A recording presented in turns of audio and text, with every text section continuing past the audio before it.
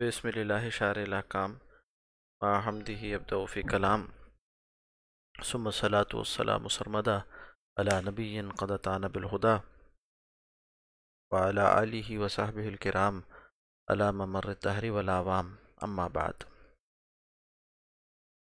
کتاب دل کی دنیا صفحہ نمبر 43 سے آج آغاز کریں گے مطالعے کا۔ صفحہ نمبر 42 تک گزشتہ نشست میں مطالعہ مکمل ہو چکا تھا۔ حضرت مفتی صاحب فرماتے ہیں کہ تو اللہ کی محبت حاصل کرنے کے لیے سب سے پہلا کام یہ ہے کہ دل کو غیر اللہ کی محبت سے فارغ کیا جائے۔ اس کے علاوہ دوسرا طریقہ معرفت کی کوشش ہے، یعنی پہلا طریقہ کہ غیر اللہ کی محبت سے فارغ کیا جائے، اس پر گزشتہ نشست میں بات ہو گئی۔ اب دوسری طرف بات ہو رہی ہے، دوسرے طریقے پر بات ہو رہی ہے۔ دوسرا طریقہ یہ ہے کہ معرفت کی کوشش کی جائے، یعنی حصول معرفت کی کوشش کی جائے۔ عقلی طور سے انسان غور کرے تو کسی کے ساتھ محبت کرنے کے عموماً 4 اسباب ہوتے ہیں۔ عقلی طور سے انسان غور کرے تو کسی کے ساتھ محبت کرنے کے عموماً 4 اسباب ہوتے ہیں۔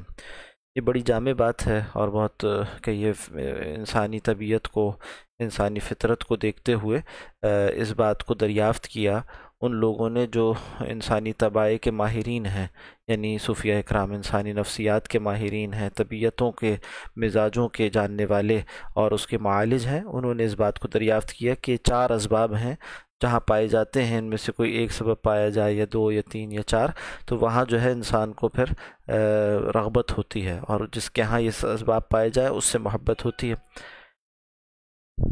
فرمایا وہ 4 اسباب کیا ہیں؟ نمبر 1 حسن و جمال، نمبر 2 فضل و کمال، نمبر 3 ملک و مال، نمبر 4 جود و نوال۔ یہاں پر قافیے کے ساتھ اس کو ذکر کیا گیا۔ معنی کیا ہے اس کے؟ نمبر 1 حسن و جمال۔ حسن و جمال وہ شے ہے جو ظاہر میں خوبصورت نظر آتی ہے اور انسان کو لبھاتی ہے، اس کی آنکھوں کو اچھی لگتی ہے اور دل اس کی طرف کھنچتا ہے۔ حسن و جمال عام طور پر لفظ حسن جو ہے وہ نسوانی حسن کے لیے استعمال ہو رہا ہوتا ہے، اور جمال جو ہے وہ مردانہ وجاہت کے لیے لفظ استعمال ہو رہا ہوتا ہے، اگرچہ یہ ان دونوں صفات کے ساتھ خاص نہیں ہے۔ حسن و جمال کسی بھی مظہر فطرت میں ہو سکتا ہے، کسی بھی اللہ کی مخلوق میں ہو سکتا ہے۔ یعنی حسن کیا ہے، اس کی بہت سی تعریفات کی گئی ہیں۔ ایک تعریف یہ کہ اگر وہ کوئی انسانی جسم ہے تو اس میں اعضاء کا تناسب ہو، تو تناسب کو حسن سے تعبیر کیا جاتا ہے، اور اسی طرح سے کوئی اور شے ہے تو اس میں بھی جاذبیت کا سامان ہو، تو یہ حسن و جمال کی تعریف میں داخل ہے۔ اسی طرح سے فضل و کمال کیا ہے؟ فضل و کمال یعنی یہ ایک صفت ہے۔ حسن و جمال تو ظاہری وصف تھا، یہ باطنی صفت ہے، یعنی کسی کے اندر ذہانت کا کمال ہے، کسی کے اندر حافظے کا کمال ہے، کسی کے اندر تکلم کا کمال ہے، بولنے میں فصیح ہے، کسی کے اندر جو ہے وہ کوئی اور صفت ہے ایسی جو کہ اس کے کمال کو منواتی ہے کہ سامنے والا اور دوسرا شخص جو ہے وہ اعتراف کرنے پر مجبور ہو جاتا ہے کہ ہاں یہ شخص اس بارے میں صاحب فضل ہے، اس کے اندر یہ صفت فضیلت کی پائی جاتی ہے، اس کے اندر یہ کمال پایا جاتا ہے۔ اور یہ انسانی طبیعت ہے کہ جہاں اسے کمال نظر آتا ہے تو پھر اس کی گردن جھک جایا کرتی ہے۔ کسی کے ہاں علمی کمال نظر آتا ہے، کسی کے ہاں اخلاقی کمال نظر آتا ہے، کسی کے ہاں جسمانی کمال نظر آتا ہے، تو جو بھی کمال جس نوعیت کا ہے، اس کمال کی بنیاد پر، اس فضل کی بنیاد پر اور انسان کی طبیعت وہاں راغب ہوتی ہے اور اس کے سامنے جھکتی ہے، اس سے خضوع اختیار کرتی ہے۔ تیسری شے ملک و مال ہے، یعنی قوت و اقتدار ہے، سطوت و جاہ و جلال ہے، اور اسی طرح سے مال و دولت کی فراوانی ہے، یعنی وہ اسباب جس کے ذریعے سے قوت انسان کو دنیا میں ملتی ہے، جس کے ذریعے سے اس کی دنیا کی زندگی جو ہے وہ پر رونق، پر راحت اور کہیے کہ پر آسائش ہو جایا کرتی ہے، تو یہ اس کے لیے رغبت کا سامان بن جاتا ہے۔ پھر اسی طرح سے نمبر 4 جود و نوال۔ جود کے معنی ہے سخاوت کے، جود کے معنی ہے فراخ دلی کے، دریا دلی کے، کشادگی کے، اور نوال یعنی انعام کرنا، عام کرنا، اس کو دوسروں تک پہنچانا۔ تو یہ صفت جو ہے وہ بخل کے اور کنجوسی کے بالمقابل ہے۔ یہ ساری صفات آپ دیکھیے تو اس کا جو برعکس ہے اس سے بھی اس کی معرفت ہوتی ہے۔ حسن و جمال کیا ہے؟ یہ بدصورتی اور بے ہنگمی کے بالمقابل ہے، اور اسی طرح سے فضل و کمال جو ہے وہ یعنی بے چارگی اور لا علمی، اور اسی طرح سے کہیے کہ پھوڑپن اور ناواقفیت کے بالمقابل ہے۔ اور نمبر 3 ملک و مال، یہ جو ہے ناداری، فقر و فاقہ، افلاس اور تنگ دستی کے بالمقابل ہے، اور اسی طرح سے بے وقتی اور بے قوتی کے بالمقابل ہے۔ اسی طرح سے جود و نوال، یہ جو ہے وہ کنجوسی اور بخل اور اسی طرح سے دل کا تنگ ہونا اور ہاتھ کا جو ہے وہ بندھا ہوا ہونا اس کے بالمقابل ہے۔ تو یہ 4 جو ہے وہ صفات ہیں جس کے اندر یہ پائی جائیں یا ان میں سے کچھ پائی جائیں اس کی طرف انسان راغب ہوتا ہے۔ تو آپ دیکھیں گے کہ عام طور پر جو عشق مجازی ہے اس کے اسباب بھی یہی ہوتے ہیں۔ محبت اگر انسان کو انسان سے ہوتی ہے تو اس کا سبب، اس کے اسباب بھی عام طور پر یہی ہوتے ہیں۔ عاشق و معشوق کی محبت حسن و جمال کی بنیاد پر ہو جاتی ہے۔ اسی طرح سے والدین سے محبت اولاد کو ان کی طرف سے جو جود و نوال ہے یعنی بے غرضی ہے اور اس کی جو پرورش کرنا ہے، اس کے لیے جو ایثار ہے، قربانی ہے، اس کی بنیاد پر ہوتی ہے۔ تو یہ چوتھی قسم جو ہے وہ وہاں واقع ہو جاتی ہے۔ پھر اسی طرح سے کوئی آقا اور غلام ہے تو جو آقا ہے یا جو دینے والا ہے یعنی جو منعم ہے، انعام کرنے والا ہے، اس کے ساتھ محبت ہو جاتی ہے۔ اس کو جو کہ لینے والا ہے، جو محتاج فقیر ہے، کس بنیاد پر کہ اس کو مال دیتا ہے۔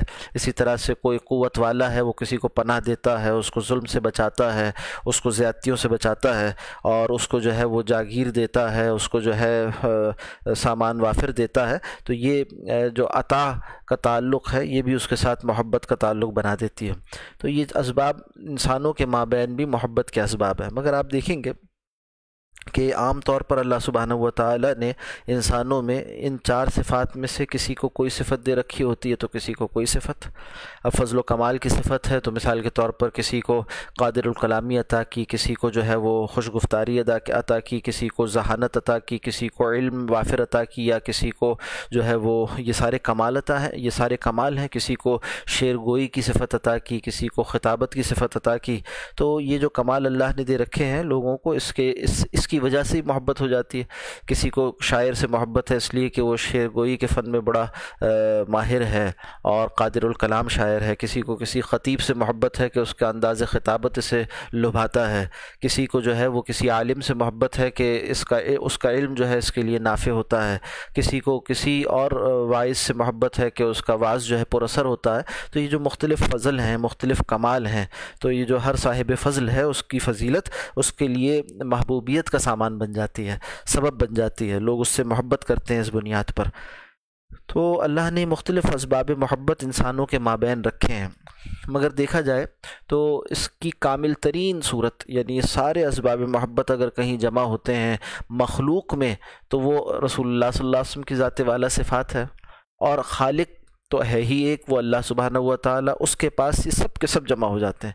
اس لیے اور اس کے پاس جمع بھی ہوتے ہیں تو ایسے جمع ہوتے ہیں کہ اس کے ذاتی ہوتے ہیں، بقیہ کو تو اس نے عطا کی ہیں نا، اللہ نے عطا کی ہیں۔ اور نبی مکرم صلی اللہ علیہ وسلم کو یہ چاروں اسباب محبت اللہ سبحانہ و تعالیٰ نے درجہ کمال پر عطا فرمائے، اور مخلوق میں جتنے عطا کیے ان سب کو مکمل کر دیا رسول اللہ صلی اللہ علیہ وسلم کی ذات والا صفات میں۔ مگر اللہ کے لیے تو وہ ذاتی ہیں، اللہ کا اپنا ذاتی کمال ہے کہ وہ حسن و جمال کا حامل ہے، وہ فضل و کمال کا حامل ہے، وہ ملک و مال کا حامل ہے، وہ جود و نوال کا حامل ہے، اور اس جیسا کوئی نہیں، ان صفات میں بھی اس جیسا کوئی نہیں۔ تو یہ ایک عقلی مشق ہے یا ایک عقلی تجزیہ ہے، ایک تحلیل ہے جس کو اگر انسان سمجھے، اس پر غور کرے تو اس کو یہ معلوم ہوتا ہے کہ پھر اگر ایسا ہی ہے تو جہاں اسباب پورے پائے جاتے ہیں وہی نتیجہ بھی ہونا چاہیے۔ جیسے ہم دیکھتے ہیں نا سبب اور مسبب کا تعلق ہوتا ہے، جہاں سبب پایا جاتا ہے وہاں مسببات کا ترتب ہوتا ہے۔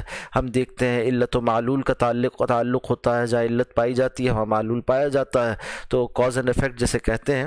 تو اسی طرح سے یہ جو اس کے کازز ہیں، یعنی جو وہ کاز کی جس کی بنیاد پر، وہ علت جس کی بنیاد پر، وہ سبب جس کی بنیاد پر محبت کی جاتی ہے، یہ سارے اسباب اگر اللہ کی ذات میں کامل ہیں تو کامل محبت کس سے ہونی چاہیے؟ منطقی نتیجہ یہ ہے کہ اللہ سے ہونی چاہیے۔ پھر اس کے بعد مخلوق میں سب سے زیادہ کس کے پاس ہے؟ وہ رسول اللہ صلی اللہ علیہ وسلم کے پاس ہے۔ تو مخلوقات میں سے، تمام مخلوقات میں سب سے زیادہ محبت مجھے کس سے ہونی چاہیے؟ وہ رسول اللہ صلی اللہ علیہ وسلم سے ہونی چاہیے۔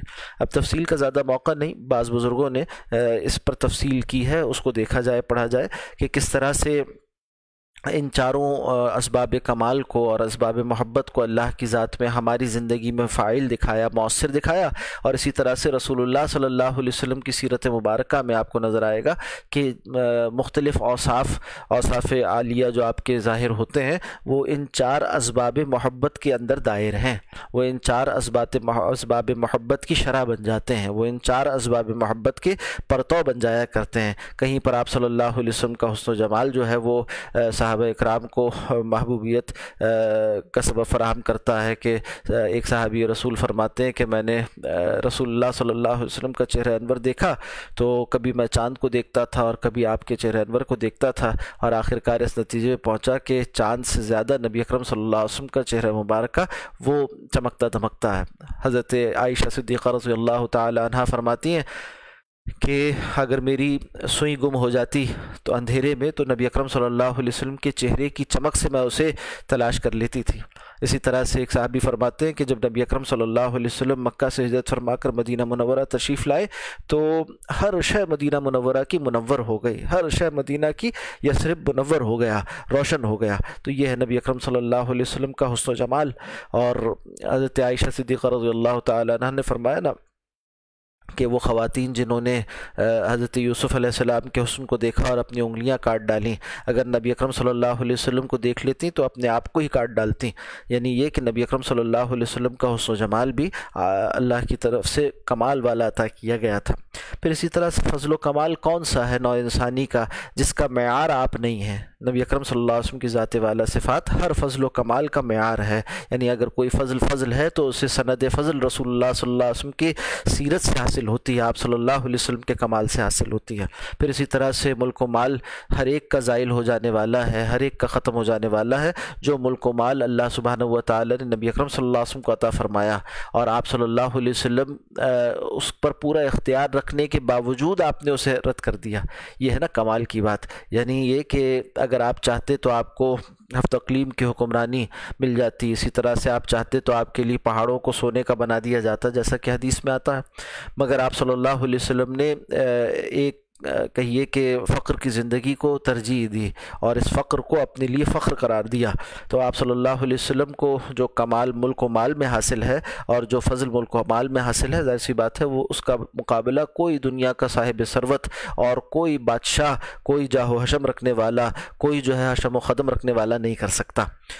اسی طرح سے جود و نوال آپ کا کیا ہی کہنا ہے کہ کس طرح سے آپ سخی تھے۔ حضرت عائشہ صدیقہ رضی اللہ تعالیٰ عنہ فرماتی ہیں کہ آپ جو ہے تیز چلتی ہوئی ہوا سے بھی زیادہ سخی تھے، اور جب رمضان کا مہینہ آتا تو آپ کی سخاوت اور بڑھ جایا کرتی تھی۔ من ریح المرسلہ، تیز چلتی ہوئی ہوا سے بھی زیادہ آپ سخی ہوا کرتے تھے۔ اجود الناس فرمایا کہ لوگوں میں سب سے زیادہ سخی آپ تھے، اور آپ کا کرم جو ہے، آپ کی عطا جو ہے وہ ہر ایک پر عام تھی، اپنوں پر بھی اور غیروں پر بھی، اور اسی طرح سے ہر ایک کے لیے آپ کی عطا کے دروازے کھلے ہوئے تھے۔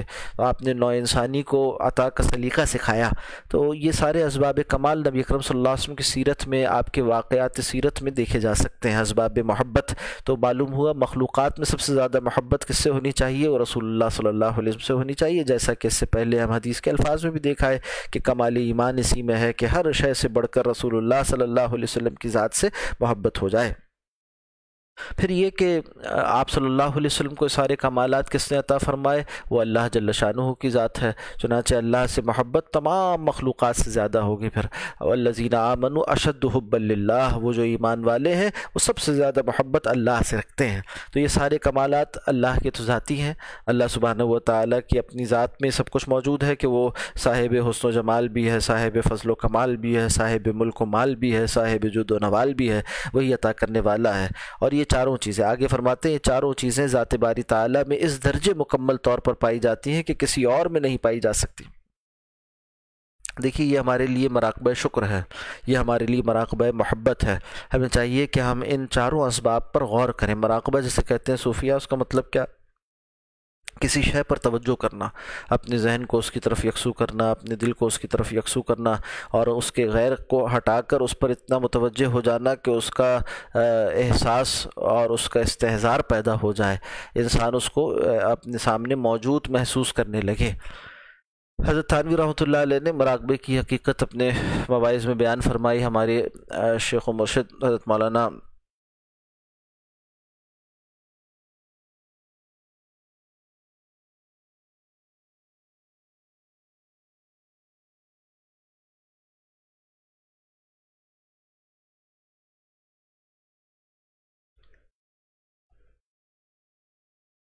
حضرت تھانوی رحمۃ اللہ علیہ نے اپنے مواعظ میں مراقبے کی حقیقت کو بیان فرمایا، اور ایک مرتبہ اپنی مجلس میں ہمارے حضرت مولانا اسفندیار خان صاحب رحمۃ اللہ علیہ اس واقعے کو بیان فرما رہے تھے، اور مواعظ کا یہ حصہ بیان فرما رہے تھے کہ ایک مرتبہ ایک شخص جو کہ دیہاتی تھا، وہ حضرت تھانوی رحمۃ اللہ علیہ کی خدمت میں حاضر ہوا، اور آ کر اس نے عرض کی کہ میں مراقبے کی کوشش کرتا ہوں مگر میرا دل اس طرف نہیں لگتا، اور مجھے مختلف خیالات جو ہے وہ آ گھیرتے ہیں، تو اس کا کیا علاج ہے؟ تو تھانوی رحمۃ اللہ علیہ حکیم اور انسانوں کے نفسیات کے جاننے والے بڑے ماہر تھے۔ انہوں نے فرمایا کہ ایسا کرو، سامنے تمہیں کیا چیز زیادہ پسند ہے، تمہارا اشتغال کیا ہے، کیا کرتے ہو؟ تو اس نے کہا کہ میں کھیتی باڑی کرتا ہوں، اور میں کھیتی باڑی میں جو ہے وہ بیل میرے بہت کام کی چیز ہے، کہ میں اس سے جو ہے وہ پانی بھی نکالتا ہوں، میں اس سے ہل بھی چلاتا ہوں، اس پر پھر غلہ سوار بھی کر لے جاتا ہوں، اور اس پر اس کے ساتھ گاڑی باندھ کر بیل گاڑی بنا لیتا ہوں، میرے بہت سے کام جو ہے وہ میرے بیل کے ذریعے سے پورے ہوتے ہیں، تو مجھے بہت محبوب ہے، مجھے بہت پسند ہے، میرے لیے بہت فائدہ مند ہے۔ تو حضرت نے فرمایا کہ ایسا کرو، سامنے کمرے میں جا کر بیٹھ جاؤ، اور بیٹھ کر اپنے اس بیل کو سوچو کہ وہ بیل کیسا ہے، اور وہ بیل کہاں ہے، اور وہ بیل جو ہے اسے تم دیکھ رہے ہو، تو اس طرح کا خیال باندھو۔ تو وہ جا کر اس کمرے میں بیٹھ گیا، کچھ دیر سوچتا رہا، دیہاتی آدمی تھا، سچا آدمی تھا، تو جو کہا گیا اس نے وہ کرنا شروع کیا۔ پھر حضرت نے کسی خادم کو بھیجا کہ جاؤ، جا کر اس کو بلا کر لاؤ۔ تو وہ بلانے گیا، دوسرا آدمی، اس نے جا کر دروازہ کھٹکھٹایا، کہا بھائی تمہیں حضرت باہر بلاتے ہیں، تشریف لے آئیے۔ تو کہنے لگا کہ میں آنا چاہتا ہوں مگر آ نہیں پا رہا۔ تو کہا کیا سبب ہے، کیوں نہیں باہر آ پاتے، کیوں نہیں باہر آتے؟ تو کہنے لگا کہ یہاں وہ میرا بیل آ گیا ہے، اور اس نے اپنی سینگیں دروازے میں پھنسائی ہوئی ہیں، اور میں باہر نہیں آ سکتا، اس وجہ سے راستہ بند ہے اور میں باہر نہیں آ سکتا۔ تو خیر کچھ دیر میں اس کی وہ کیفیت زائل ہو گئی، پھر اس کے بعد اسے بلا لیا گیا باہر۔ پھر حضرت نے فرمایا اہل مجلس سے بھی کہ دیکھو، ایک معدوم شے کے تصور سے اس کے لیے وہ موجود ہو گئی، ایک معدوم شے، ظاہر سی بات ہے ہر کوئی جانتا، وہ شخص بھی جانتا تھا کہ بیل یہاں پر خانقاہ میں نہیں ہے، وہ تو وہاں ہے جہاں ہے، تو اس کے باوجود اس خیال کو باندھنے سے کہ یہ بیل میرا محبوب ہے، اور بیل جو ہے وہ میرے لیے مفید ہے، اور وہ یہاں موجود ہے، یا میں اسے دیکھ رہا ہوں، ایسا معلوم ہونے لگا جیسے وہ وہاں گیا۔ تو ایک معدوم شے کے تصور سے جب اس کو موجود کر سکتا ہے انسان، تو جو موجود ہے اور موجود حقیقی ہے، اور سب سے بڑھ کر اس کا وجود حقیقی اور یقینی ہے، یعنی اللہ سبحانہ و تعالیٰ، اگر اس کا دھیان انسان باندھنے لگے اور اس کو سوچنے لگے، اس کے انعامات و احسانات کو سوچنے لگے، تو کس قدر استحضار پیدا ہو، کس قدر اس کو جو ہے وہ حضوری قلب حاصل ہو جائے، کس قدر اس کو جو ہے حاضری کی اور حضوری کی کیفیت حاصل ہو جائے۔ تو مراقبہ اسی کو کہتے ہیں، یعنی کسی شے کا دھیان ایسے باندھنا کہ اس کے غیر کو انسان ہٹا کر اس پر اپنی ساری توانائیوں کو، اپنی باطن کی توانائیوں کو ایسے مرتکز کرے کہ وہ حقیقت اس کے لیے یقینی ہو جائے، وہ حقیقت اس کے لیے واقعی ہو جائے۔ تو سب سے بڑی حقیقت اس کائنات کی تو اللہ سبحانہ و تعالیٰ کی ذات ہے، تو مراقبہ ذات باری تعالیٰ میں جب اللہ اللہ کرتا ہے انسان اور توجہ کرتا ہے اس کی جانب، تو پھر اس کو اللہ کا ہونا وہ باور آتا ہے، اور پھر وہ ایمان جیسے وہ زبانی اقرار تک رکھے ہوئے ہے، وہ اس کی دل کی کیفیات میں ڈھل جاتا ہے، اس کے لیے وہ گویا ایسے ہو جاتا ہے جیسا کہ وہ جنت کو دیکھ رہا ہے، گویا کہ وہ جیسے جہنم کو دیکھ رہا ہے اپنی آنکھوں سے۔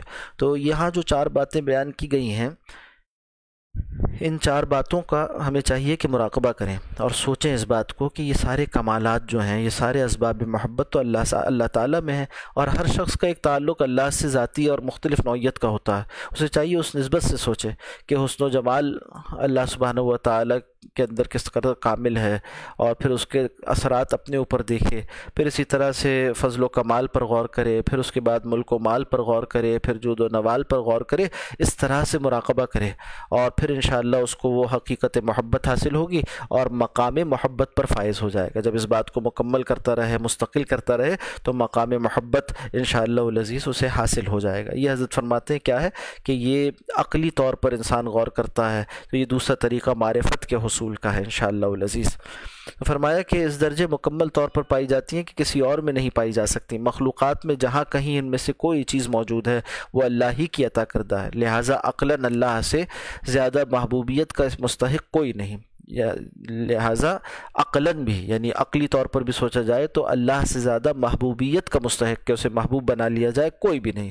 حضرت حسن بصری رحمۃ اللہ علیہ فرماتے ہیں کہ من عرف اللہ لم یحب غیرہ، جس نے اللہ کو پہچان لیا اس نے اللہ کے علاوہ کسی اور سے محبت نہ کی۔ کیا خوبصورت بات ہے، من عرف اللہ، جس نے واقعی اللہ کو پہچان لیا، جو عارف ہو گیا، عارف باللہ ہو گیا، لم یحب غیرہ، تو اللہ کے علاوہ کسی اور سے محبت نہیں کرتا۔ ومن عرف الدنیا، اور دوسری جانب دنیا کو جس نے پہچان لیا، دنیا کی حقارت کو جان لیا، دنیا کی بے ثباتی کو پہچان لیا، حقیقت دنیا اسے معلوم ہو گئی کہ کس قدر یہ ناپائیدار ہے، کتنی بے وفا ہے اور کس قدر عارضی ہے، زہد فیہ، تو وہ اس میں پھر زاہد و عابد ہو جاتا ہے، اس کے بارے میں وہ کم پر گزارا کرتا ہے، اس کے بارے میں وہ بے رغبت ہو جایا کرتا ہے جس نے دنیا کی حقیقت کو پہچان لیا۔ ان دونوں چیزوں کی حقیقت یہ ہے عرفان، یہ ہے معرفت، یہ ہے عارف ہونا کہ اللہ کو پہچان لے تو اس کے علاوہ کسی اور سے محبت نہ رکھے، کوئی ہے ہی نہیں اس لائق کہ اس سے محبت رکھے سوائے اللہ کے۔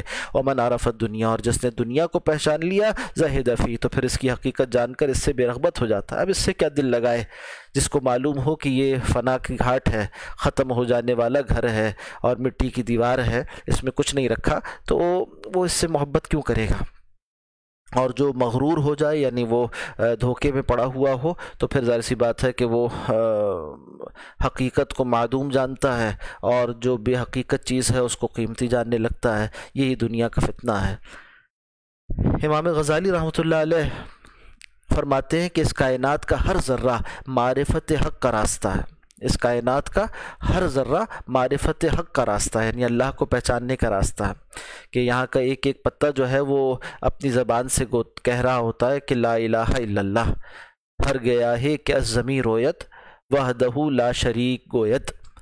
کسی فارسی شاعر نے کہا کہ ہر گیا ہے کہ از زمیں رویت، ہر وہ پتا جو زمین سے اگتا ہے نا، وحدہ لا شریک گویت، تو وہ زبان سے کہتا ہے، اپنی زبان حال سے کہتا ہے کہ اللہ کے علاوہ کوئی معبود نہیں، ایک ہی اللہ ہے، ایک ہی مالک ہے، اور ہر شے جو ہے وہ معرفت کا راستہ ہے۔ جتنے یہاں پر مخلوقات ہیں ان پر غور کرنے سے اللہ کی معرفت حاصل ہوتی ہے۔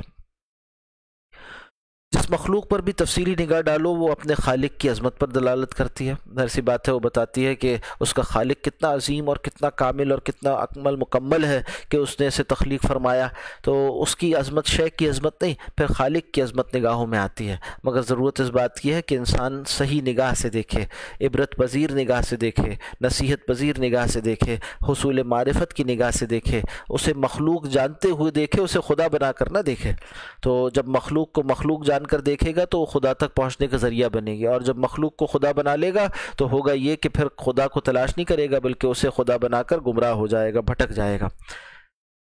محبت الہی کا تیسرا، اب آگے فرماتے ہیں کہ محبت الہی کے حصول کا تیسرا طریقہ، دو طریقے کیا ہوئے، ایک تو یہ تھا جسے شروع میں بیان کیا گیا کہ اس سے یعنی دوسرے طریقے کو ہم نے دیکھا جو کہ عقلی طریقہ ہے، اور اس عقلی طریقے میں کیا ہوتا ہے کہ انسان جو ہے وہ سوچتا ہے، غور و فکر کرتا ہے، پھر اللہ کی محبت تک پہنچتا ہے۔ اس سے پہلے جو طریقہ ہم نے دیکھا تھا وہ کیا تھا کہ غیر اللہ کی محبت کو نکالنا ہے دل سے، یعنی غیر کی محبت نکلے گی تو اللہ کی محبت آئے گی، پہلا طریقہ۔ دوسرا طریقہ ہم نے کیا دیکھا کہ عقلی طور پر غور و فکر کرے اور اسباب محبت کو دیکھے وہ کس میں کامل ہیں تو اللہ کی محبت تک پہنچ جائے گا۔ اسی طرح سے اور مخلوقات پر غور کرے تو اس سے بھی اللہ کی معرفت اسے حاصل ہو جائے گی۔ اب تیسرا طریقہ ذکر فرماتے ہیں۔ محبت الہی کے حصول کا تیسرا طریقہ یہ ہے کہ ذکر لسانی سے کام لے۔ محبت الہی کے حصول کا تیسرا طریقہ ذکر لسانی ہے۔ انسان اگر کثرت کے ساتھ اللہ کا ذکر کیا کرے تو رفتہ رفتہ اللہ کی محبت دل میں پیدا ہو جاتی ہے، رفتہ رفتہ اللہ کی محبت دل میں پیدا ہو جاتی ہے۔ ذکر کے دوران اس بات کی کوشش کرنی چاہیے کہ ذہن اور دل زیادہ سے زیادہ ذکر ہی کی طرف متوجہ رہے۔ کل بھی یہ بات عرض کی گئی تھی کہ قاعدے کی بات ہے کہ جو شے زبان پر کثرت سے آتی ہے وہ دل میں ٹھہر جاتی ہے، اور یہ بھی قاعدے کی بات ہے کہ جو دل میں ہو اسی کا نام زبان پر زیادہ آتا ہے۔ یہ مشاہدے کی بات ہے، آپ دیکھ لیجئے اس کا تجربہ کر تو انسان جو ہے جس چیز سے محبت کرتا ہے زبان پر اسی کا ذکر ہوتا ہے بار بار، اور جس شے کا زبان پر زیادہ ذکر ہوتا ہے اسی کا باطن میں وہ قرار پا جاتی ہے۔ تو ہمیں چاہیے کہ اللہ کا ذکر کریں زیادہ سے زیادہ زبان سے، تو کیا ہوگا؟ دل میں اللہ کی محبت قرار پا جائے گی۔ فرمایا کہ تیسرا طریقہ یہ ہے کہ ذکر لسانی سے کام لیا جائے۔ انسان اگر کثرت کے ساتھ اللہ کا ذکر کیا کرے تو رفتہ رفتہ اللہ کی محبت دل میں پیدا ہو جاتی ہے۔ ذکر کے دوران اس بات کی کوشش کرنی چاہیے کہ ذہن اور دل زیادہ سے زیادہ ذکر ہی کی طرف متوجہ رہے اور دوسرے خیالات میں نہ الجھے۔ دیکھیے کلمات کی بڑی تاثیر ہوتی ہے، کون کہتا ہے کہ تاثیر نہیں ہوتی؟ اور جو کہتا ہے وہ نادان آدمی ہے، اسے معلوم نہیں کہ حقیقت کیا ہے۔ تو آپ دیکھتے ہیں برے کلمات تک کی تاثیر ہوتی ہے۔ مثال کے طور پر کوئی شخص کسی کو گالی دے تو سامنے والے پر کیا اس کا اثر نہیں ہوتا؟ اور گندی بات سن کر جو ہے وہ اس کے اثرات نہیں ہوتے، بری بات سن کر اس کے اثرات نہیں ہوتے، کسی کو برا کہیں تو سامنے والا طیش میں نہیں آ جاتا۔ تو جب برے الفاظ اور گندے الفاظ اور ناجائز بات اس کی یہ تاثیر ہے کہ اس سے بھی اثر برآمد ہو جائے، فوراً اثر برآمد ہو جائے، تو کیا خیال ہے آپ کا کہ انسانوں کا خالق، ان کی زبانوں کا خالق اور تمام کہیے کہ قوتوں کا مالک، اس کا نام جب لیا جائے گا تو اس کی کوئی تاثیر نہیں ہوگی؟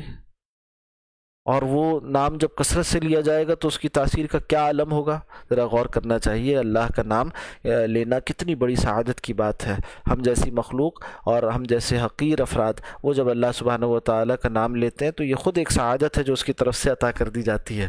تو اللہ کے نام کو کثرت کے ساتھ اپنی زبان پر لانا چاہیے۔ ذکر بہت بڑی نعمت ہے، انشاءاللہ آئندہ بھی اس کا ذکر ہوگا، اور یہ ایک ایسی عبادت ہے جس کو اللہ سبحانہ و تعالی نے قرآن حکیم میں معدود نہیں کیا عدد کے ساتھ۔ باقی چیزوں کے ساتھ تو بتایا نا، زکوٰۃ بھی کیسے ہے، اس کو حدیث میں ذکر آ گیا کہ سال پورا ہونے پر دینا ہے، اسی طرح سے اتنی فیصد دینا ہے۔ باقی نمازیں ہیں تو 5 وقتوں پر ہیں، اسی طرح سے ہر شے کے لیے کچھ نہ کچھ کہیے کہ عدد متعین ہے، حدود متعین ہے۔ جبکہ ذکر ایسی چیز ہے جس کے لیے بار بار ذکر فرمایا کہ کثرت کے ساتھ کرو، وَاذْكُرُوا اللَّهَ ذِكْرًا كَثِيرًا، اللہ کا ذکر کرو کثرت کے ساتھ۔ اور کون کہتا ہے کہ اللہ کا نام لینا ذکر نہیں ہے؟ بلکہ قرآن حکیم یہ بات کہتا ہے کہ اللہ کے نام کا ذکر کرو، وَاذْكُرْ اسْمَ رَبِّكَ، وَاذْكُرْ اسْمَ رَبِّكَ، اللہ کا نام لو۔ اور لفظ اللہ کے اللہ کا نام نہیں ہے، یہ تو اس کا اسم ذات ہے اور سب سے زیادہ متبرک ہے۔ تو اللہ کرنا بھی یہ بھی اپنی جگہ ذکر کی بڑی اعلیٰ صورت، بہترین صورت ہے، اسے اختیار کرنا چاہیے۔ اور انسان کو چلتے پھرتے اٹھتے بیٹھتے تصور کرنا چاہیے کہ میرے دل میں ہوتا ہے اللہ، میرا دل کہتا ہے اللہ، میرے دل میں ہوتا ہے اللہ، میرا دل کہتا ہے اللہ، یہاں تک کہ اس کا پورا جسم، اس کا انگ انگ، اس کا پور پور وہاں سے جو ہے وہ ذکر جاری ہو جائے اور اللہ اللہ کرتا رہے انسان کا جسم اور اس کا دل۔ تو فرمایا کہ ذکر کے دوران اس بات کی کوشش کرنی چاہیے، ہاں یہ ایک اضافی فضیلت ہے کہ ذہن بھی ساتھ ساتھ ذکر میں مشغول ہو اور دل سے زیادہ سے زیادہ ذکر ہی کی طرف متوجہ رہے، دوسرے خیالات میں نہ الجھے۔ اچھا بعض لوگ کہتے ہیں اگر دل متوجہ نہیں ہے تو ذکر کا فائدہ کیا، صرف زبان سے ذکر کرنے سے کیا فائدہ، یا زبان ذکر نہ کرے صرف دل سے ذکر کرنے کا کیا فائدہ؟ تو جاننا چاہیے کہ یہ بات نادانی کی ہے کہ اگر دل متوجہ نہیں ہے تو ذکر چھوڑ دیا جائے۔ بھئی 2 اجزاء ہو گئے نا، ایک ہے کہ توجہ کے ساتھ ذکر کرنا اور ایک ہے زبان سے ذکر کرنا۔ تو جس شخص نے توجہ کے ساتھ زبان سے ذکر کیا اس کی تو نیکی مکمل ہو گئی کہ دونوں حصے پورے ہو گئے، مگر جس نے بے توجہی کے ساتھ زبان سے ذکر کیا تو اللہ کا نام تو اتنا متبرک ہے کہ بے توجہی کے ساتھ بھی اس کی تاثیر ہے انشاءاللہ۔ تو اس کو ایک درجہ تو حاصل ہو گیا نا ذکر کا، الحمدللہ، تو اس پر شکر کریں اور اس کو حقیر نہ جانیں، اور لوگوں کو چاہیے کہ اس کی نفی نہ کیا کریں اور اس کو چھوٹا نہ دکھایا کریں اور اس کو جو ہے وہ حقیر بنا کر لوگوں کے لیے بے رغبت نہ کریں۔ اللہ کا نام بے توجہی کے ساتھ بھی بہت کارآمد چیز ہے، بہت فائدہ مند چیز ہے، انشاءاللہ اس کی برکت سے توجہ بھی نصیب ہو جائے گی۔ اور ہم جیسے ناقص لوگوں کے لیے تو بغیر توجہ کے بھی اللہ کا نام بہت بڑی نعمت ہے۔ ہم کیا اور ہماری توجہ کیا، اور کر لیں کوشش اس بات کی، کون ہے جو دعویٰ کر سکتا ہے کہ میں نے اللہ کے نام کا ذکر کرتے ہوئے اس کا حق توجہ ادا کر دیا؟ ہے کوئی جو دعویٰ کر سکے؟ تو معلوم ہوا کہ توجہ جتنی ہو جائے وہ بھی غنیمت ہے، وہ بھی ایک نعمت ہے، اور اس کی کوشش کرنی چاہیے۔ مگر یہ خیال کر کر کہ دل متوجہ نہیں ہوتا، میں ذکر چھوڑ دوں، اور زبان سے پڑھتے رہنے سے کیا فائدہ، دل تو ادھر اور ادھر، خیالات ادھر ادھر کے جاتے، نہیں بھائی بہت فائدہ ہے، زبان سے کرتے رہیں ذکر، انشاءاللہ دل بھی اس طرف متوجہ ہو جائے گا اللہ کی توفیق سے۔ تو جس کو دل کی توجہ اور زبان کا پڑھنا دونوں حاصل ہو گیا، اس کا ذکر اچھا مکمل ہوا، اور جس کو ایک حاصل ہوا تو کم از کم وہ اس سے تو بہتر ہے جو زبان سے بھی ذکر نہیں کر رہا، جو ایک درجے پر بھی موجود نہیں ہے۔ تو اللہ توفیق دے، آگے سے آگے بڑھتے چلے جائیں، ذکر کی کسی صورت کو حقیر نہ جانیں۔ فرمایا کہ ذکر ہی کی طرف متوجہ، دوسرے خیالات میں نہ الجھے۔ حضرت حاجی امداد اللہ صاحب مہاجر مکی رحمۃ اللہ علیہ فرماتے ہیں، یہ حضرت تھانوی رحمۃ اللہ علیہ کے شیخ تھے، فرماتے ہیں کہ طریق سلوک میں جمعیت خاطر رکھنا اور مشوشات یعنی تشویش کے باعث چیزیں، مشوشات سے دل کو پاک رکھنا ضروری ہے۔ غیر اختیاری افکار میں تو مذائقہ نہیں، اب جس چیز میں انسان کا اختیار نہیں اس میں کیا کرے گا، وہ تو خیالات آ ہی جاتے ہیں۔ جیسے کہا جاتا ہے نا، نماز میں خیال کا لانا منع ہے، خیال کا آ جانا اس پر تو انسان کا اختیار نہیں ہے۔ تو جب آ جائے اور جیسی خیال آئے کہ کچھ اور خیال آ گیا تو اسے ہٹائے اور اب واپس متوجہ ہو جائے۔ تو غیر اختیاری افکار میں تو مذائقہ نہیں، لیکن بقول حضرت تھانوی رحمۃ اللہ علیہ غیر ضروری افکار دل کا ستیہ ناز کر دیتے ہیں۔ اللہ اکبر! دیکھیے عجیب عارفانہ جملہ ہے، اور عجیب جو ہے وہ کہیے کہ مقام پر پہنچے ہوئے افراد کا حال دیکھیے کیا ہوتا ہے۔ کہا کہ غیر ضروری افکار دل کا ستیہ ناز کر دیتے ہیں، ان کے لیے تو بڑی چیز وہ دل ہے نا، اور دل کے احوال سب سے قیمتی چیز ہیں۔ تو اب غیر ضروری افکار سے فارغ کر کر اس کو اللہ کی لذت سے ہمکنار رکھا جائے۔ تو فرماتے ہیں کہ غیر ضروری افکار دل کا ستیہ ناز کر دیتے ہیں۔ تو ہمیں بھی چاہیے کہ ہم اپنی اصل فکر جو ہے وہ آخرت کو بنائیں اور اللہ کی محبت کو بنائیں، اور دل میں غیر ضروری افکار کے لیے پریشان، جن چیزوں پر اختیار نہیں ہے اور جن کو سوچتے رہنے سے کوئی نتیجہ نہیں نکلنے والا، وہ غیر ضروری چیزیں ہیں، تو اس کو دل پر طاری کر کر دل کا اصل کام، دل کا اصل وظیفہ کہ وہ اللہ اللہ کرے، اس سے غافل ہو جانا یہ کون سی عقل مندی اور دانش مندی کی بات ہے۔ فرمایا آخر میں یہ واضح کر دینا ضروری ہے کہ مقام محبت کے حصول کا اصل طریقہ کسی اہل اللہ بزرگ کی طویل صحبت ہے۔ یہ بات بھی عرض کی گئی تھی کہ انسان جس کی صحبت میں بیٹھتا ہے نا، کل یہ بات آئی تھی کہ جس کی صحبت میں بیٹھتا ہے اس کا جو محبوب ہوتا ہے وہی آپ کا محبوب بن جاتا ہے۔ اس کا تجربہ بھی ہوتا ہے انسان کو۔ آپ کسی عالم کے پاس بیٹھیے، ایسے ہمارے بہت سے اساتذہ ہیں کہ جن کی زبانی ہم نے ان کے اساتذہ کے تذکرے سنے، اور وہ ان اساتذہ کو ہم نے نہیں دیکھا، وہ بزرگان دین گزر گئے دنیا سے ہمارے دنیا میں آنے سے پہلے، تو ہمیں تو یہ نعمت نہیں حاصل ہوئی کہ ہم ان کی زیارت کر سکتے، مگر اپنے اساتذہ سے ان کا تذکرہ سنتے بار بار ہمیں ان سے محبت ہو گئی، اتنی محبت کہ جیسے اپنے والد سے ہوتی ہے، جیسے کہ اپنے پیاروں سے ہوتی ہے۔ تو یہ کیا ہوا، کیسے ہوا کہ ایک صاحب محبت کی صحبت میں بیٹھنے سے آپ کو ان کے اساتذہ سے محبت ہو جاتی ہے؟ تو جو اللہ سے محبت کرنے والے ہیں، اللہ کے وہ عاشق صادق ہیں، تو ان کی صحبت میں بیٹھنے سے کیا اللہ کی محبت نصیب نہیں ہو جائے گی؟ یقیناً حاصل ہوتی ہے، اور یہی سب سے زیادہ اعلیٰ ذریعہ ہے محبت کے حصول کا۔ اور صحابہ اکرام رضوان اللہ تعالی علیہم اجمعین میں کمال درجے کی جو صفات اور اللہ سے محبت کا جو ایک کمال پیدا ہوا، وہ رسول اللہ صلی اللہ علیہ وسلم کے فیضان صحبت ہے۔ آپ صلی اللہ علیہ وسلم کی صحبت میں بیٹھنے سے اللہ کی وہ محبت انہیں نصیب ہوئی کہ جس کا کوئی مقابلہ نہیں کر سکتا، جس جیسی محبت کسی اور کو حاصل نہیں ہو سکتی۔ تو پھر اسی طرح درجہ بدرجہ بات کے بھی اللہ والے، ان کی صحبت سے اللہ کی محبت، جو پہنچے ہوئے ہیں بارگاہ کمال میں، جو پہنچے ہوئے ہیں بارگاہ عزی میں، جو پہنچے ہوئے ہیں خدا تک، جو خدا رسیدہ ہیں، ان کی صحبت سے پھر اللہ کی محبت ملا کرتی ہے۔ جیسے کہ قرآن حکیم میں فرمایا گیا نا کہ الرحمن فاسأل بہ خبیرہ، رحمان اس کی بابت جاننا چاہتے ہو، یعنی ترجمہ اگر کیا جائے ذرا معنی کو اور اس کے مزاج کو سمجھنے کے لیے، تو الرحمن، رحمان کی بابت پوچھتے ہو، رحمان کی محبت چاہتے ہو، رحمان کو جاننا چاہتے ہو، اس کی معرفت چاہتے ہو، فاسأل بہ خبیرہ، تو پھر پوچھو اس سے جو خبر رکھنے والے ہیں۔ فصل بھی خبیرہ. تو یہ کیسے پوچھا جاتا ہے؟ یہ زبان سے پوچھنے سے یہ کوئی علم کی بات تھوڑی ہے کہ جو معلوم کے دائرے میں آ جائے اور پوچھ لی جائے. یہ تو اصل میں تجربے کی بات ہے. فصل بھی خبیرہ کا مطلب یہ ہوا یہاں کہ ان سے اس کو زبان حال سے دریافت کرو، اس حال کو اپنے اندر منتقل کر لو. تو یہ حال جو ہے وہ صحبت سے منتقل ہوا کرتا ہے. اللہ سبحانہ و تعالی ہمیں ایسی صحبت نصیب فرمائے. وہ لوگ جو خدا رسیدہ ہیں، ان کی اللہ سے محبت، ان کو دیکھنے سے، ان کو برتنے سے، ان کے ساتھ بیٹھنے سے انشاءاللہ العزیز ہمیں وہ نعمت محبت حاصل ہونے لگ جائے گی. دور بھی نایان بارگاہ الست جزب این برد اند کے ہست. وہ زیادہ تفصیل نہیں کرتے اور قیل و قال میں نہیں پڑھتے، بلکہ وہ اپنے ساتھ بیٹھنے والوں کو، اپنے ساتھ تعلق رکھنے والوں کو اللہ کی محبت کا مزہ چکھاتے ہیں، اور اس کے نتیجے میں پھر انسان اس راستے میں آگے سے آگے بڑھتا چلا جاتا ہے. دنیا کی ہر نعمت کو، دنیا کی ہر لذت کو اس کے آگے حقیر جانتا ہے. اس کا حال یہ ہو جاتا ہے کہ اللہ کی محبت اس کے لیے بقیہ ساری محبتوں سے اعلیٰ ہو جاتی. یہی تو مطلوب بات تھی. تو حضرت فرماتے ہیں کہ اصل طریقہ تو یہ ہے بھائی، باقیہ سارے جو ہے وہ کام نکالنے کے، کام چلانے کے ذریعے ہیں، مگر اصل طریقہ تو یہ ہے. اور اصل طریقہ ان معنی میں کہ نبی اکرم صلی اللہ علیہ وسلم کا طریقہ یہی تھا. آپ نے ایسے ہی محبت سکھائی صحابہ کو، آپ نے اسی طرح سے اور آپ کے صحابہ نے ایسے ہی محبت سکھائی تابعین کو. تو یہ طریقہ ہے جو اصل ہے، ہماری بنیاد اس پر ہے، اور ہمارے سلسلوں کی بنیاد اس پر ہے، اور ہمارے نظام خانقاہی کی بنیاد اس پر ہے. تو فرمایا کہ اصل طریقہ تو یہ ہے کہ کسی اہل اللہ بزرگ کی طویل صحبت اختیار کرے. اپنے آپ کو کسی مرشد کامل کے حوالے کیے بغیر عموماً یہ مقام حاصل نہیں ہوتا، کیونکہ ان مقامات کو حاصل کرنے کے طریقے مختلف لوگوں کے اختلاف طباع کی مناسبت سے مختلف ہوتے ہیں، اور انہیں کوئی شیخ کامل ہی پہچان سکتا ہے. تو وہ اب دیکھے گا کہ اس شخص کے لیے اللہ کی محبت تلاش کرنے کا کون سا طریقہ اعلیٰ ہے، اچھا ہے، وہ اس کو پھر تلقین کرے گا. اور اس کی مناسبت سے جب علاج تلقین کیا جائے گا تو ظاہر سی بات ہے زیادہ فائدہ مند ہوگا اور نتیجہ خیز ہوگا. تو اس سے بہتر کیا بات ہو سکتی ہے.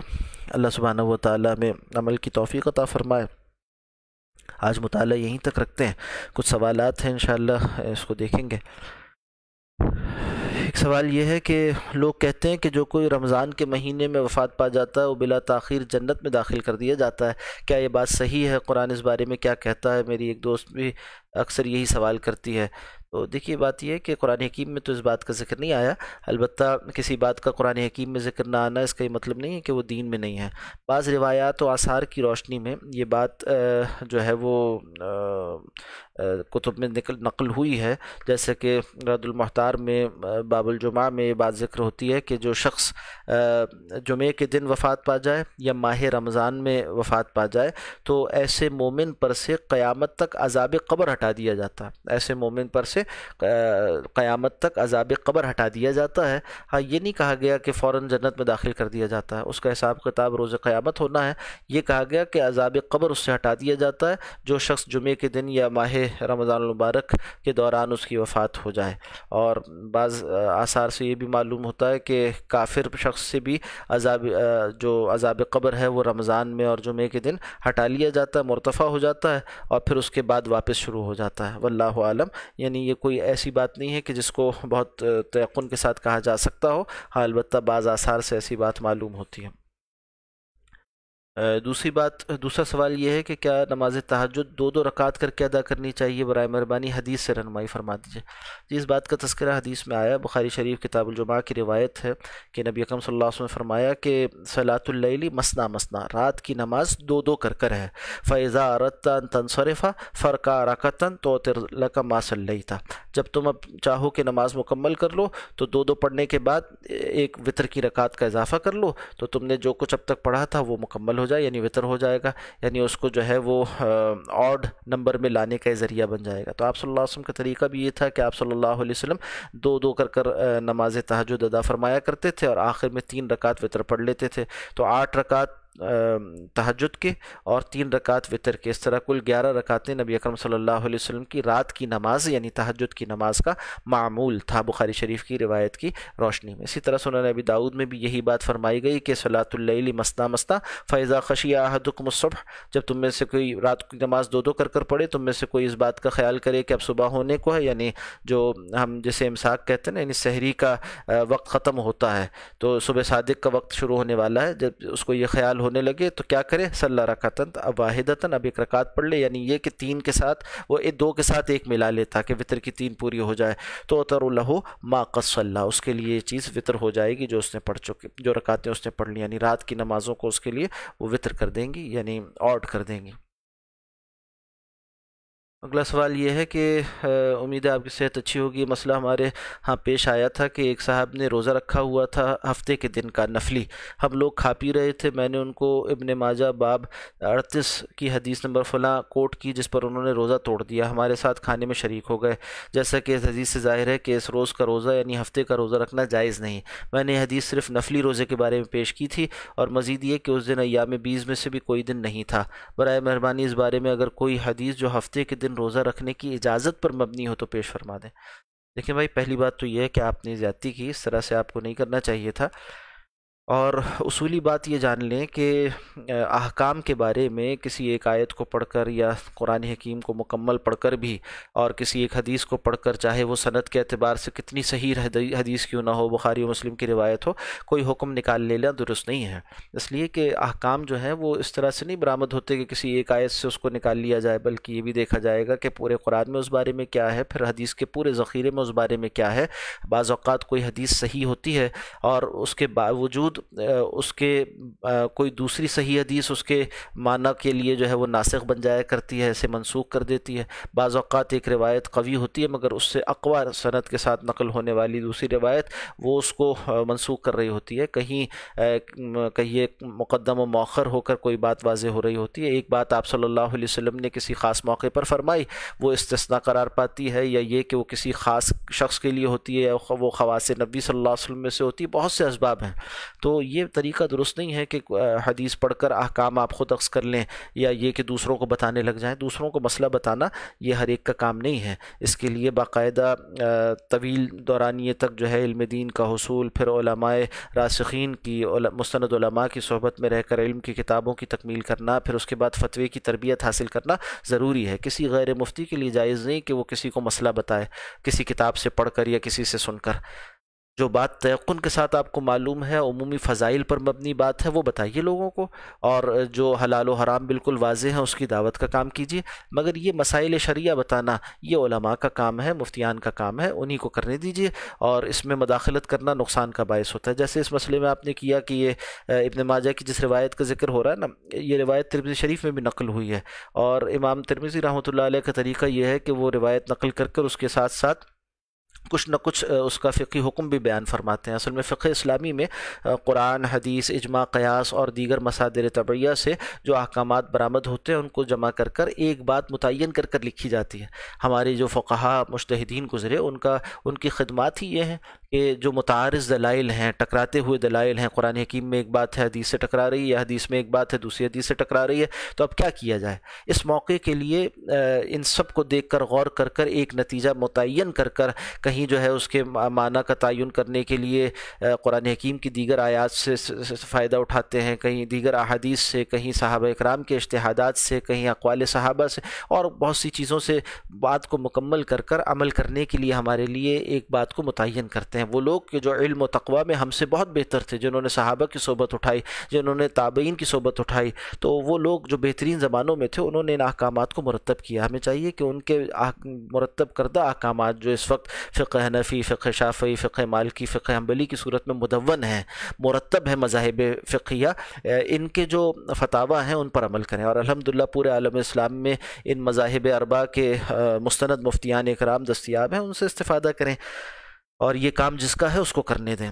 تو عرض یہ کر رہا تھا کہ یہ روایت امام ترمذی نے نقل کی، اور اس کے بعد بتایا کہ جو آپ صلی اللہ علیہ وسلم نے جو ہفتے کے دن کے روزے سے منع فرمایا، یہ اس کا ایک معنی تو یہ ہے کہ یہ منع کرنا کراہیت کے درجے کا ہے، دوسرے معنی یہ ہے کہ انفراد سے منع کیا، کہ صرف ہفتے کے دن کو خاص کر لے کوئی شخص، اور جو ہے نا ہر ہفتے ہی کو روزہ رکھے اور خاص کر دے کہ میں ہر ہفتے کو روزہ رکھا کروں گا۔ اچھا، یہ بھی کیوں منع فرمایا؟ اس لیے کہ اس میں مشابہت ہے یہودیوں کے ساتھ۔ یہودیوں کا یہ طریقہ تھا کہ ان کے لیے چونکہ سبت کا حکم دیا گیا تھا تو وہ ہفتے کو خاص کر دیا کرتے تھے، تو مشابہت سے منع کیا گیا، اس لیے جو ہے وہ اس بات کی آپ صلی اللہ علیہ وسلم نے تلقین فرمائی کہ ہفتے کے دن کا روزہ نہ رکھے۔ اب باقی اور روایات حدیث سے یہ بھی معلوم ہوتا ہے کہ روزے ہفتے کے دن کا روزہ رکھا گیا اور اس پر آپ صلی اللہ علیہ وسلم نے منع نہیں فرمایا، تو اس کو دیکھتے ہوئے ائمہ نے، مجتہدین نے اس بات کو اخذ کیا کہ اگر کوئی شخص اعتقاد رکھے اس بات کا کہ ہفتے کا دن کی تعظیم کا اعتقاد رکھے، اور جیسا کہ یہودیوں کا اعتقاد تھا، اور پھر اس ہفتے کے دن کا روزہ رکھے تو اس کے لیے مکروہ ہے۔ اور اگر کوئی شخص اس دن کا اعتقاد نہیں رکھتا اور اس کو انفراد یعنی اس طرح سے خاص نہیں کر دیتا کہ ہر ہفتے کوئی روزہ رکھوں گا، تو پھر اس کے لیے کوئی اس کی ممانعت نہیں ہے، ہفتے کا دن کا روزہ رکھ لینا اس کے لیے جائز ہوگا بغیر کسی کراہیت کے، تو چاہے اس دن جو ہے وہ ایام بیض ہوں یا نہ ہوں۔ تو اس بات کو یعنی ایک روایت سے اخذ کر لینا درست نہیں ہے، اس کی تفصیل میں کافی کچھ جو ہے وہ علماء نے لکھا ہے۔ اگلا مسئلہ یہ ہے کہ کیا داڑھی کا مونڈنا حرام ہے؟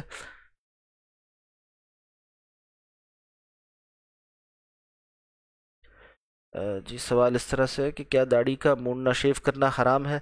یہ دیکھیے اصلاً تو نبی اکرم صلی اللہ علیہ وسلم کی احادیث میں جو حکم آیا ہے وہ داڑھی کے بڑھانے کا آیا ہے، اور اس میں چونکہ امر کا صیغہ واقع ہوا تو جیسے مفتی کفایت اللہ صاحب دہلوی رحمۃ اللہ علیہ نے کفایت المفتی میں لکھا کہ امر وجوب کے لیے ہے، اس پر تمام علماء کا اتفاق ہے، اور آپ صلی اللہ علیہ وسلم سے کئی روایات حدیث میں اس کے لیے امر کا صیغہ واقع ہوا، اس لیے اس سے اس کا وجوب معلوم ہوتا ہے، اور جو شے واجب و فرض ہو تو اس کا ترک کرنا حرام ہوا کرتا ہے، تو یہ کہنا درست ہوگا کہ داڑھی کا مونڈنا حرام ہے۔ جیسے کہ بخاری شریف کی روایت میں آپ صلی اللہ علیہ وسلم نے فرمایا کہ عوف اللحا، اپنی داڑھیوں کو بڑھایا کرو، اور اسی طرح سے بخاری شریف کی ایک اور روایت میں آتا ہے کہ وفروا اللحیۃ واحفوا الشوارب، اپنی داڑھیوں کو بڑھایا کرو اور اپنی مونچھوں کو جو ہے وہ پست کیا کرو۔ اسی طرح مسلم کی روایت میں آتا ہے کہ ارخ اللحا، اپنی داڑھیوں کو بڑھاؤ۔ مختلف الفاظ اسی بڑھانے کے معنی میں اور طویل کرنے کے معنی میں استعمال ہوتے ہیں۔ جز الشوارب، اپنی مونچھوں کو پست کیا کرو یا کاٹا کرو۔ خالف المجوس، مجوسیوں کی مخالفت کیا کرو، اس لیے ان کا طریقہ یہ تھا کہ وہ مونچھیں بڑھاتے تھے اور داڑھیاں پست کیا کرتے تھے۔ اسی طرح مسلم شریف کی روایت میں آتا ہے کہ قص الشارب، تمہیں چاہیے کہ اپنی مونچھوں کو جو ہے پست کیا کرو، واعفاء اللحیۃ، اور داڑھیوں کو طول دیا کرو، یعنی انہیں بڑا کیا کرو، انہیں بڑھایا کرو۔ تو ان سارے الفاظ سے یہی بات معلوم ہوتی ہے کہ آپ صلی اللہ علیہ وسلم نے حکم دیا ہے داڑھیوں کے بڑھانے کا۔ اور حدیث میں آتا ہے سنن ابی داؤد کی روایت کہ من تشبہ بقوم فہو منہم، جو جن کے ساتھ مشابہت اختیار کرتا ہے وہ انہی میں سے ہے۔ انہی میں سے مراد کیا ہے؟ علماء نے لکھا کہ روز قیامت ان کے ساتھ اٹھایا جائے گا، تو جس کام کا نتیجہ اتنا برا ہو کہ وہ روز قیامت کفار کے ساتھ اٹھایا جائے تو ظاہر سی بات ہے کہ وہ چیز حرام ہوگی۔ تو داڑھیوں کا کاٹنا حرام ہے، اور اس کا حکم کیا ہے؟ مفتی کفایت اللہ صاحب کا حوالہ جس طرح سے آیا، انہوں نے فرمایا کہ باتفاق فقہا واجب ہے۔ اسی طرح سے مفتی شفیع صاحب رحمۃ اللہ علیہ جواہر الفقہ میں لکھتے ہیں کہ باجماع امت داڑھی کا مونڈنا حرام ہے۔ اسی طرح ایک قبضہ یعنی ایک مٹھی سے کم ہونے کی صورت میں کتروانا بھی حرام ہے۔ ائمہ اربعہ یعنی حنفیہ، شوافع، مالکیہ، حنابلہ کا اس پر اتفاق ہے۔ تو آج جو یہ انگریزوں کی نقالی میں اور بے دینی کے ساتھ طریقہ عام ہو گیا ہے کہ مونچھیں بڑھاتے ہیں اور داڑھیاں جو ہیں وہ کٹاتے ہیں یا پست کرتے ہیں یا ایک مٹھی سے کم جو ہے وہ کاٹ لیتے ہیں، تو یہ جائز نہیں ہے۔ اس کا اہتمام کرنا چاہیے کہ داڑھی ہماری ایک مشت پوری ہو، اگر آتی ہے، اگر نہیں آئی تو اس سے پہلے نہ کاٹا جائے، جتنی آئی ہے اس حال پر اسے چھوڑ دیا جائے۔ ہاں جس کی بڑی ہو جائے اس کے لیے پھر یہ جائز ہے کہ وہ ایک مشت کے بعد کاٹ لے داڑھی کو، اور مونچھوں کا پست کرنا یہ مطلوب ہے۔ جی اگلا سوال جو ہے وہ ہے کریڈٹ کارڈ سے متعلق، کہ کیا شریعت میں کریڈٹ کارڈ کا رکھنا جائز ہے؟ دیکھیے کریڈٹ کارڈ میں جو مسئلہ ہے وہ یہ ہے کہ ایک تو اس میں سود کا معاہدہ ہوتا ہے نا، اور آپ اس بات کا عہد کرتے ہیں کمپنی سے یعنی بینک سے کہ اگر میں فلاں تاریخ تک اپنے رقم واپس نہ کر سکا، یعنی جو میں نے ادھار رقم لے رکھی ہے یا اس رقم سے جو خریداری کی ہے، تو میں پھر سود ادا کروں گا۔ تو جس طرح سے شریعت میں حرام چیز کا کرنا حرام کیا گیا، اسی طرح سے حرام کام کے کرنے کا وعدہ اسے بھی ناجائز قرار دیا گیا۔ تو جیسے سود حرام ہے تو سود کا وعدہ کرنا بھی حرام ہے. جیسے کوئی شخص یہ کہے کہ بھائی اگر میں نے فلاں کام نہ کیا تو میں شراب پیوں گا، تو یہ نعوذ باللہ بالکل ناجائز بات ہے نا، کہ ایسی حرام کام کا وعدہ کرے کہ میں شراب پیوں گا. اسی طرح سے یہ کہے کہ میں سود دوں گا اور اس پر دستخط کرے، تو یہ معاہدہ کرنا اور دستخط کرنا بھی ناجائز ہے. اور سود تو بڑا گناہ ہے، کوئی چھوٹا گناہ تو ہے نہیں. مسلم شریف کی روایت میں آپ صلی اللہ علیہ وسلم کا فرمان ہے کہ لعن رسول اللہ صلی اللہ علیہ وسلم آکل الربا، آپ صلی اللہ علیہ وسلم نے لعنت فرمائی سود کھانے والے پر، و موکلہ ہو اس کے کھلانے والے پر، و کاتبہ ہو اور اس کے لکھنے والے پر، و شاہدیہ اور اس کے دونوں گواہوں پر، اور وقالا ہم سوا اور آپ نے فرمایا کہ وہ سب کے سب گناہ میں برابر ہیں. تو اتنے سخت چیز پر جس کے آس پاس کے کاموں پر بھی آپ صلی اللہ علیہ وسلم نے جو ہے وہ لعنت فرمائی ہو، اس سے کتنا بچنا چاہیے. اور سود تو بہت سخت گناہ ہے نا، تو اس کا وعدہ کر لینا کہ میں اگر نہیں دے سکا پیسے بر وقت تو میں سود ادا کروں گا، اس شک کی وجہ سے کریڈٹ کارڈ کا لینا ہی ناجائز ہو جاتا ہے. چنانچہ ڈیبٹ کارڈ سے فائدہ اٹھا سکتے ہیں، اور اس کے علاوہ یہ ہے کہ جو کام کریڈٹ کارڈ سے کیے جاتے تھے وہ اکثر ڈیبٹ کارڈ سے بھی اب ہو جاتے ہیں. تو کوئی ایسی ضرورت شرعیہ بھی اس کے ساتھ نہیں جڑی ہوئی، اس لیے کریڈٹ کارڈ کو فی الفور جو ہے وہ ختم کر دینا چاہیے، اور جس نے نہیں لیا اس کو اس کے لینے سے اجتناب کرنا چاہیے. واللہ عالم بالصواب. جناب یہاں تک آج ہم بیان اور سوال و جواب کو رکھتے ہیں، اس کے بعد جو ہے کچھ دیر ذکر کر لیجئے، پھر انشاءاللہ اختتام کریں گے.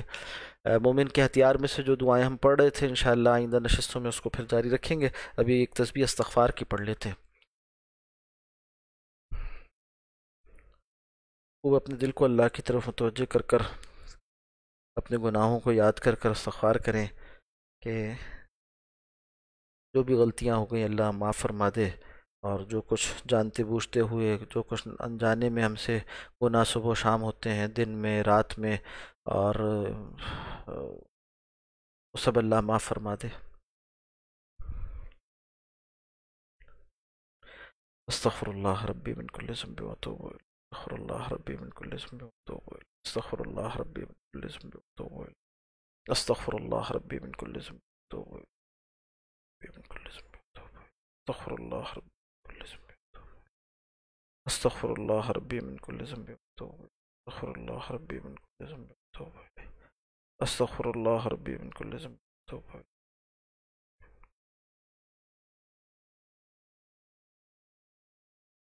استغفر الله ربي من كل ذنب واتوب إليه. استغفر الله ربي من كل ذنب واتوب إليه. استغفر الله ربي من كل ذنب واتوب إليه. استغفر الله استغفر الله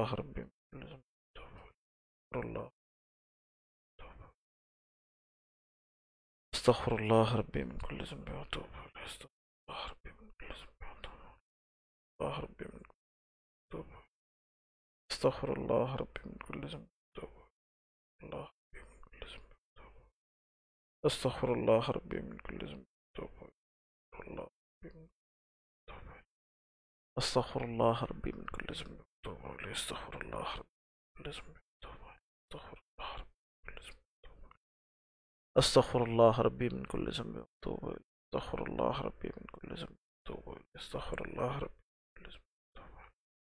استغفر الله ربي من كل ذنب واتوب إليه. استغفر الله ربي من كل ذنب واتوب إليه. استغفر الله ربي من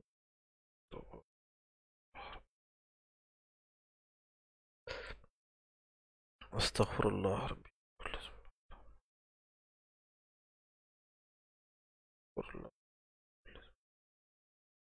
استغفر الله ربي. استغفر الله ربي. استغفر الله ربي. استغفر الله ربي كل ذنب واتوب. استغفر الله ربي من كل ذنب واتوب إليه. استغفر الله ربي من كل ذنب واتوب إليه. الله ربي كل ذنب واتوب إليه. استغفر الله ربي من كل ذنب. استغفر الله ربي من كل ذنب واتوب إليه. استغفر الله ربي من كل ذنب واتوب إليه. كل ذنب واتوب إليه. استغفر الله ربي. استغفر الله ربي. دعا فرما لیجئے. الحمدللہ الذی ہدانا لہذا وما كنا لنهتدي لولا ان هدانا الله. ربنا لا تزغ قلوبنا بعد إذ هديتنا وهب لنا من لدنك رحمة إنك أنت الوهاب. اللهم اقسم لنا من خشيتك ما تحول به بيننا وبين معصيتك، ومن طاعتك ما تبلغنا به جنتك، ومن اليقين ما تحون علينا مصائب الدنيا، ومتعنا بأسمائنا وقواتنا ما أحييتنا. اللهم لا تجعل الدنيا أكبر همنا ولا مبلغ علمنا ولا غاية رغبتنا. اللهم لا تسلط علينا من لا يخافك ولا يرحمنا. اللهم وفقنا لما تحب وترضى من القول والفعل والنية. وصلى الله على النبي الأمي وعلى آله وصحبه أجمعين. آمين يا رب العالمين.